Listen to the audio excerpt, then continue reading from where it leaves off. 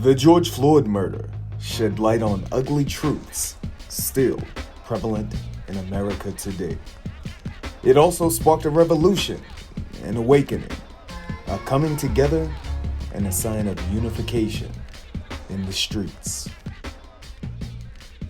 I feel like the death of George Floyd just makes you want to speak up more about all the injustices that we face and to keep on protesting and to put out the words of how we are not being treated right. And it just made me more motivated to fight for what's right in this world.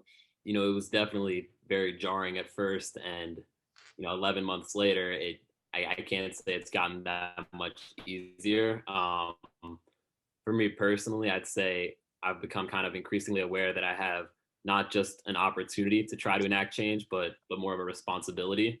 So that's something that I've been thinking about, and also thinking about that no matter how painful this has been for me, I'll never truly understand the pain that this entails and the scope of the whole situation. But I'm very grateful for kind of the critical conversations that have been held over the last year. Linking it back to sports, I've been kind of impressed and inspired by how so many pro athletes are kind of using their platforms to enact change. But it definitely hasn't been easy. And I think it's just a reminder that we have such a long ways to go as individuals and as a nation. And Alexi, I know that at Sidwell, one of the things that I think is so dope about you all school is that you all have conversations about things like this. I know that's a part of you all's culture at Sidwell, is to have safe space conversations where people can express themselves and express the ways that they're feeling. Absolutely, yeah. The school has really put an emphasis on critical conversation over the last year.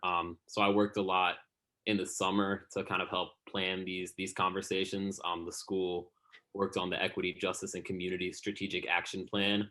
And some of the things that the conversations have been centered around is making kind of our fight for equity, justice, and community a student-centered experience.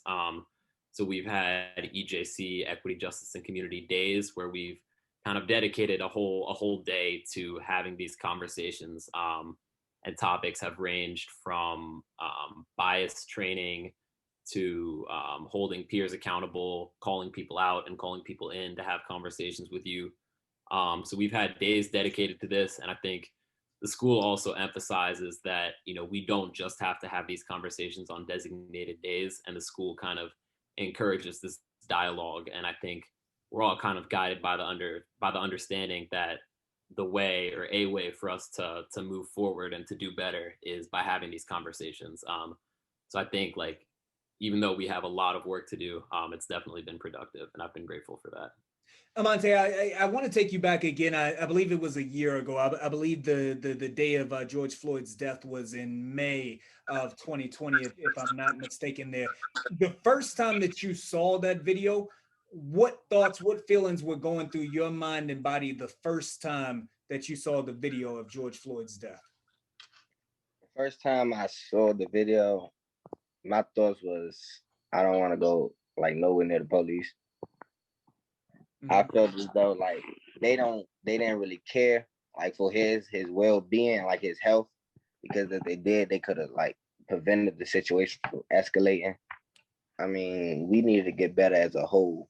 The justice system, everything just need to get better. In your heart of hearts, did you believe that Derek Chauvin would be convicted, or did you figure that he'd get off?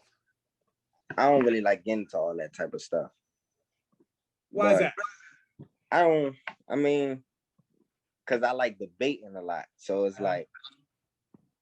if I feel as though I'm right, I'm not going to really want to listen to what you got to say. But then again, it's it's a conversation that we having about politics and different type of topics. So I just leave that type of stuff alone.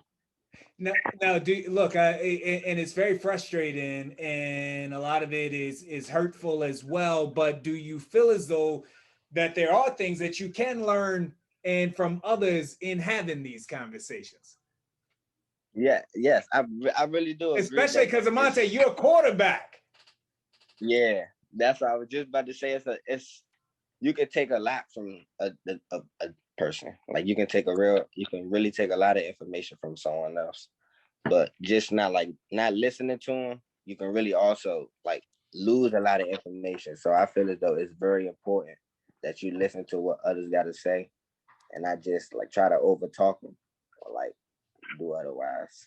Kayla, that verdict, has it changed the way that you view the justice system? Has it given you more faith? I'm happy that like the justice system gave what he deserved. Like I was just watching the news and then how everybody was like happy for joy. I was like, it kind of reminds me of like when Obama went into president, like everyone was just happy. So I'm glad that George Floyd got the justice that he deserved. So it changed my perspective about the legal system, but like there's still so much more to do. What is next for this country for us to get to the next level in racial and social justice? Yeah, so I think, that's a very good question and a difficult one to answer. And the fact that it's difficult can be frustrating. And I think, I would agree that for me, it was a relief to see that he was convicted guilty, but like to see his defense team try to defend him during the trial just made my blood boil and was kind of a reminder of how much work we still have to do. And even though Chauvin was held accountable, like there's still so many wrongfully incarcerated Black people throughout the country. And I think, it's hard to fix a country that was founded on racist and bigoted principles. So in terms of the next step, like it's hard to say when it's hard to kind of say how you fix a country that was founded based on hate. But I think, if on an individual basis, we try to be the best selves we can be, we try to continue having this dialogue and, learning, I think that's what I'm trying to focus on.